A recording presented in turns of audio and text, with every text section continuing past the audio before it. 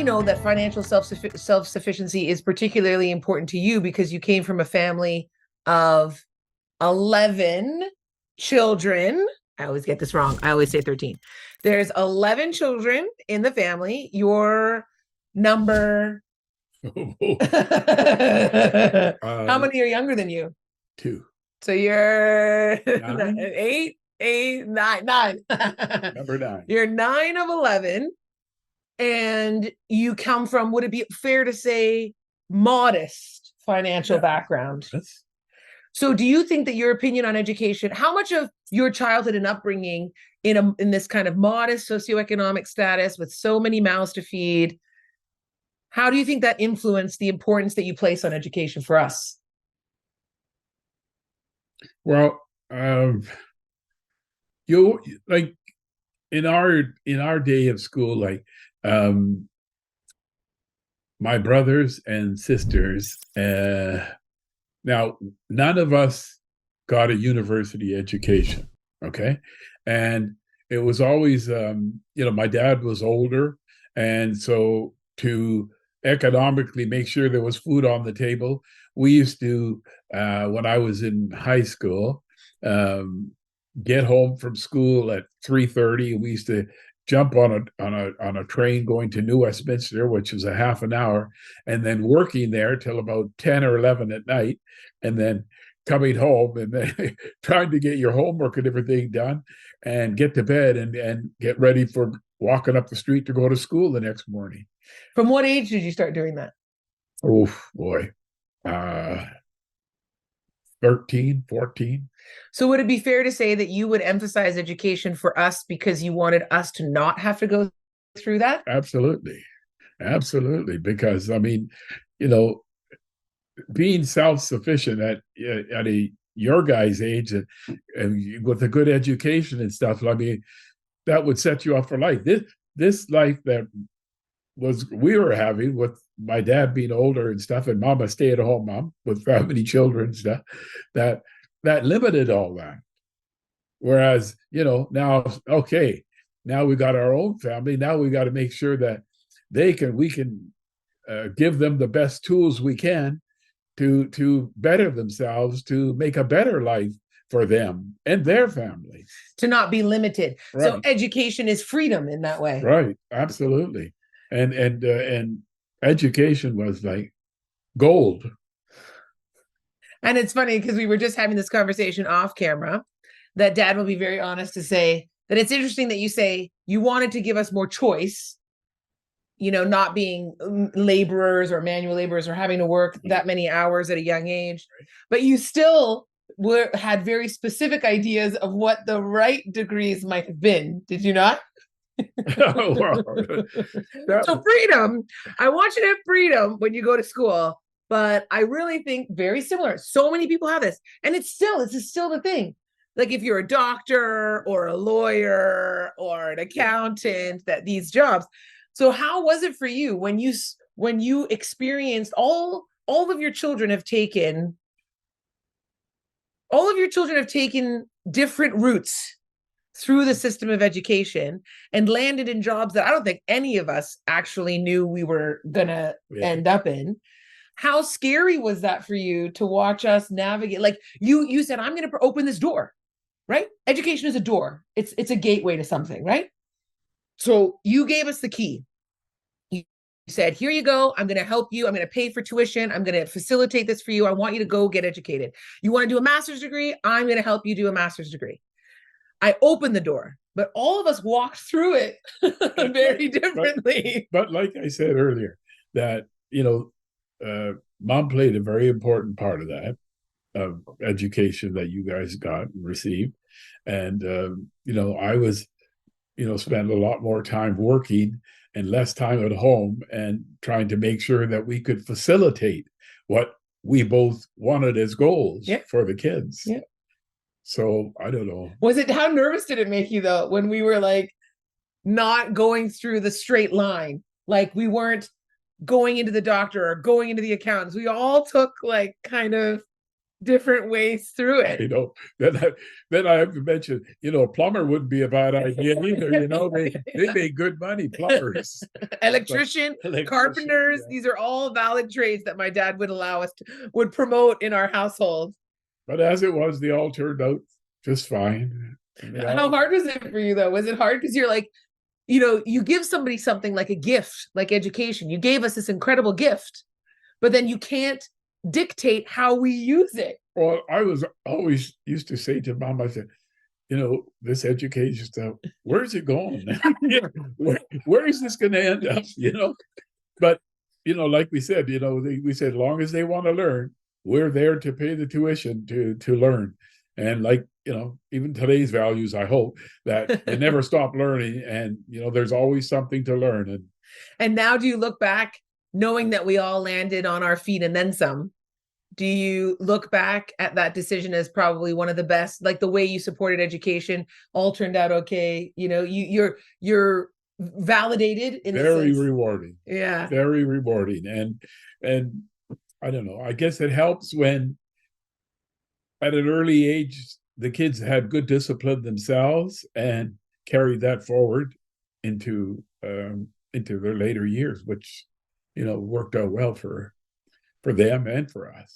Well, that discipline is now, I'm going to double click on stuff you learned in the house. And then I definitely want to touch on where I think I got like a whole wealth of experience and expertise from you during childhood.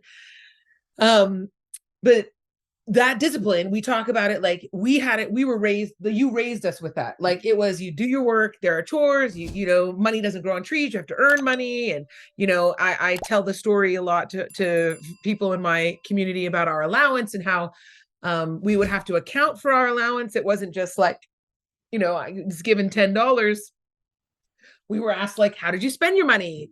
Like, where did it go? So that we were learning that, if we could keep track in a book and write it down, but to understand where money was spent and where money came from, which I'm finding out now as an adult, by the way, very few people actually got as an education. I didn't realize how hard it is for some people to keep track of where their money goes.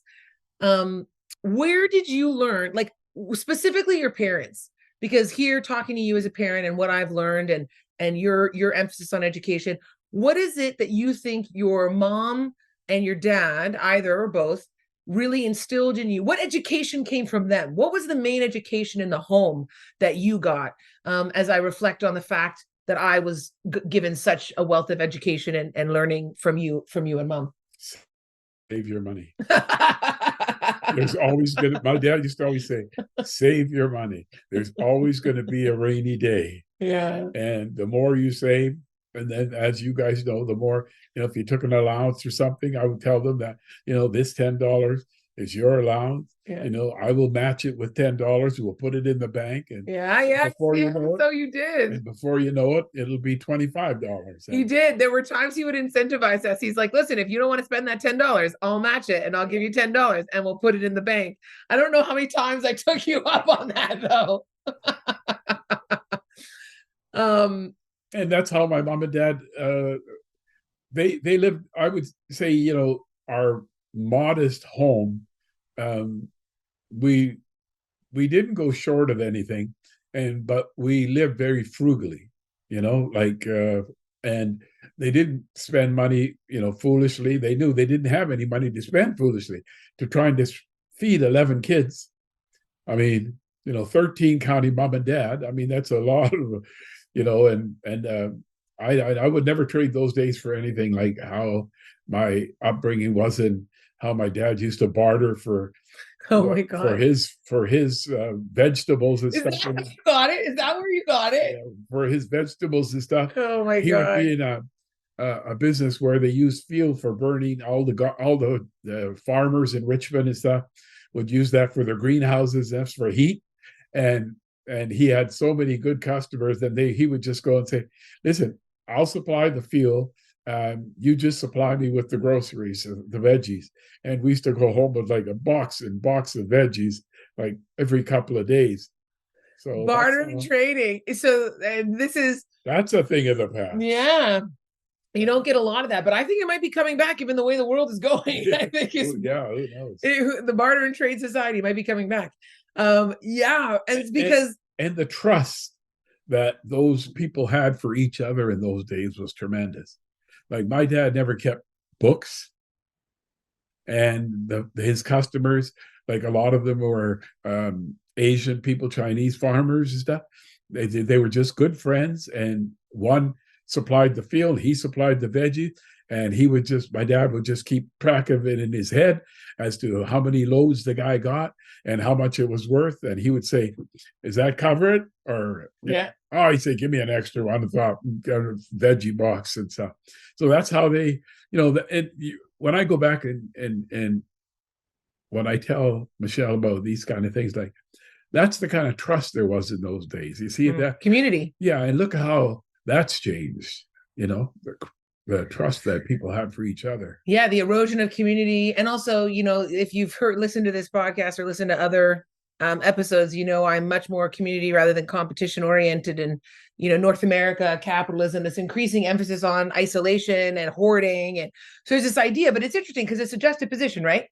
And I think that you struggle with this sometimes, or you work with this. There's this idea of like, you want to save because you never know. There's a rainy day, it could come, you want to save money. But at the same time, I'm part of a community. Yeah. And or my family, and I want to spend, I want to support, I want to be part of this community that I am in as well. So it's that continuous kind of back and forth between making sure as individuals we're okay and we're taken care of, but then also as groups of people, whether families or communities, that we're also taking care of each other. And it's very nice to see that. And I learned more about that. Like, we're elderly now, but Vancouver, that's getting away from us. And I like the way that you guys, as a community here where you live, that everybody knows everybody talks to everybody cares about everybody, and which is, I think that's a dying breed, but it's sure nice to see. And hopefully resurgence, given the way the world let's hope so. is going. Well, all of these skills that we've talked about, whether you learned them in the home or you learned them in the formal school process, they all set you up for success as an entrepreneur and as a businessman. And they're all elements of what make you very good at that job. That,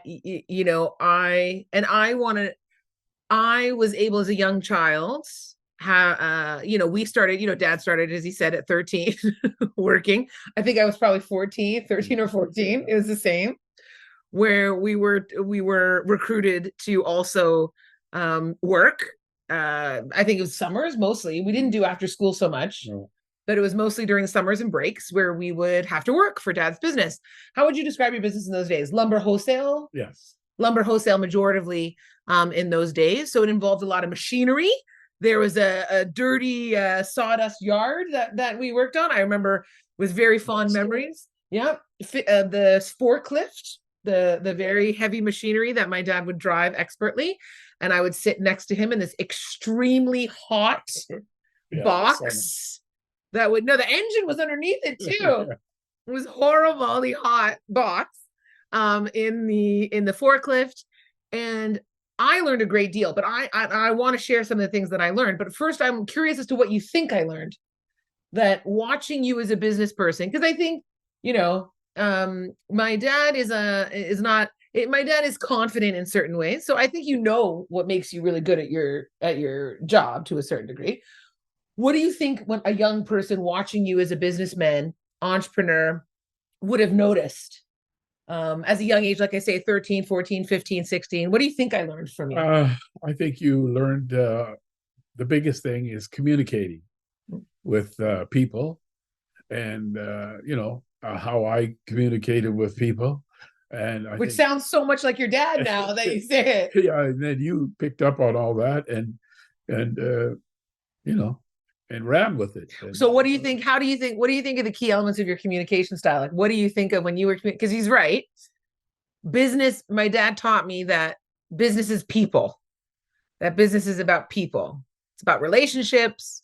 And in his world, we were talking about relationships with like mechanics and repair, all these different people who would come in and out and part of this lumber wholesale business. And she got to know them all. by Yeah. people's communications, and I think that's why she's so good at talking to different types of people in communication. So what do you think you did? What do you think I watched you do? And what do you think makes you a good communicator in that way? I would say relationship builder. I don't know. You just learned from what I used to, how I conducted myself and how I had to get things done. And if something you were clear, if something was broken, I had to get it fixed. Yeah. And if the maintenance, ours was only a very small business at that time. The three brothers working at it, and your salesman, forklift driver, sweeper, you're everything at that time. And then she learned how that and communicate with the mechanic and stuff. What I would do, she would learn how I was speaking to people and how I would communicate to them that, listen, I need to get this done because, excuse me, we're going to have, 12 trucks lined up here on Monday morning. Yes. And if this stuff isn't all fixed and repaired by then or serviced, this isn't going to work. So, I had to make sure you had people that were trustworthy and that you communicated with well, and they communicated with you, that you knew that there was no problem, that it was all going to be completed and done. Those in that story, you articulated the three main things that I learned. So number one was the communication piece in terms of recruiting people. Like, you want to get people not in a manipulative way, okay? Like, people think it's manipulation. It's not. But in you want people to care about what you care about. Yes. Like, I need this truck repaired. This needs to be fixed. So you want to get this person to care about the fact that the truck has to get fixed. So there's a way that you would communicate that would kind of bring them in to the situation and help them generate a relationship to the thing that you wanted them to care about. And here's what I want to just, while she's talking like that, I would just add this. All the people that worked with me and in those kind of mechanic, fixing forklifts, whatever it was, I would say to them, I need you to look after this as if it was yours. Yeah, like that. I would say just those words, as if it was yours. And that's all I left that with them. And, they would do it better than good. I mean, if it was like their own, they wouldn't have to say anything else. So, instead of keep beating on them, this has got to be done. I told them earlier that I needed it all done by Sunday, because Monday there's going to be a lineup. And sure enough, it would all get done. But, I would always put the onus on them. I said, listen. This is important. And this is why it's as important. if it was your job. Yeah. And this is what it's going to happen on Monday. So I need you to treat it like you would your own. And then you build a relationship and you do it again and you hire that person again. And then they, and you start to pattern that relationship. He's just a steady worker. Like he would come every weekend and make sure that everything was tip-top. And then you get to the point where all of a sudden he's able to ask people to do things on a Saturday afternoon or something when they totally should not be answering phone calls for work. The second thing that you articulated in your story in terms of being a forklift driver, a salesperson, a record keeper, customer relations, whatever it is, procurement, you did it, everything, sweeping the floors. There is when some people think of a work ethic, they think of working hard on only the things that they like doing. Like, I work in this lumber wholesale business. Well, this is my job. I do the forklift stuff. So I'm going to work on that stuff and I'll do the forklift stuff, but I don't do those other things. Mm-hmm. Part of this is because it was your business and the entrepreneurial element, but there's something that I have very taken to heart in terms of how I run my business as well as how I work in general, which is all of these tasks are important. Mm-hmm. Like, I'm not better or worse than doing the paperwork, right? Mm-hmm. Or doing the manual labor portion of this job. Whereas I think nowadays in a lot of young people, they think going to work, they think that they are going to have only things that they're only going to be doing things that they want to be doing, and they're not going to be doing all of the other stuff. They're compartmentalized. Like he's been hired as a forklift driver. That's all I'm going to do. Yeah. And the trouble is now with all the unions and stuff, the guys like those days, there was nothing like that. And now we support unions. We support unions, everybody. The guy's saying, hey, listen, that's not my job. That's his job. And being an entrepreneur, you have to do all of it. When you are working for yourself, you do all of it. But I don't begrudge it. Like when what I saw was that it's all part of the same thing. Mm-hmm. That one part of the job is not different from the other part of the job, that you have to do them. It's like a symphony of things. And when the symphony is over, then you get what you want, right? But there's no need to have an ego about what are the different things that you need to do in order to get things done. And there was no such thing as starting at 8 and going home at 5. Yeah, I'm trying to get better at that. I'm still trying to get better at that. And the last thing, one of the other things that I'll emphasize in the story too, is the perseverance. So I do remember multiple times where the sun was going down and I'll say, mom's waiting. Aren't we supposed to go home?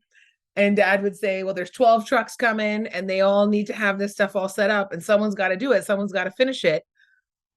And persevering, obviously there's a flip side of that where balance and a work-life balance is important, which we've kind of passed that. We've passed that stage now. We don't know what that was, but we passed it. But there's something to be said for that quality and trait of persevering when something is not necessarily what you want to be doing. And again, I think it speaks to the nature of resiliency and something that I think we're trying to build more in higher education as a skill set, which is this is not something you want to do. That's not the point. I'm not trying to tell you that this is going to be easy. And now, with artificial intelligence and all the technology that's available, people are getting used to things that are very convenient. Mm-hmm. That I want to do this thing, but I'm going to use this device or this algorithm, and they're going to produce it for me.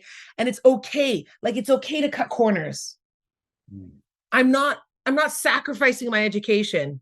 Whereas I would watch both my parents, but in this context, I would watch my father do things and push through things in a way that instilled in me an understanding that a work ethic is only as solid and strong on the days that you don't want to use it, or is only as proven, is only as true as it is tested. Mm-hmm. And so on these days where you have to push yourself through things that are difficult and get through it and get to the other side, I feel like there are a lot of people in today's world that just give up. Yeah. That just say like, no, well, I didn't get it done. I didn't get it done. And I'm going to have to, something, and then that ball drops, and then that ball drops, and then that ball drops. See, in business, we couldn't do that. Like the work that we were doing that we have to complete and push through to get it done is other people relied on it the next day. They had to have it. They have to have the lumber to carry on with their work. And so there was no ifs, ands, or buts. You just got it done. And that's when my daughter would, maybe if she wasn't there, she would phone and say, Dad, are you coming home yet? I said, not yet. I'm not finished. So. Absolutely. And again, you're circling back where we started, this idea of community. You were raised as one of 11 children in a community that, played together, traveled to school together, and we're connected in a way that we're missing a lot in today's world. And you approach business that way in the sense that there's a responsibility I have to not only myself and my coworkers in terms of the work that I'm doing, but the work that we're doing connects to something greater than just what I am doing here. Exactly. And it's that level of community and connection that, I've also taken with me. But there's a wealth of lessons I did learn from this guy, everybody. I'm really proud and privileged to be able to share with you just a few today. And I thank you from the bottom of my heart on your emphasis on education, because I kind of made it my job, Dad. Yeah, as I see. But that's a good thing. Yeah, I thank you for the emphasis, and I thank my grandparents for their emphasis that was translated on through you and down to me. So thanks for doing it, Dad. You made it. Thank you. The Education Revolution podcast is produced in-house by community members, and I'm your host, Dr. Michelle Sengara. Thank you for listening to this week's episode, and don't forget to subscribe to my YouTube channel and head over to my website to opt in for my newsletter for more ways to connect with some of these big ideas.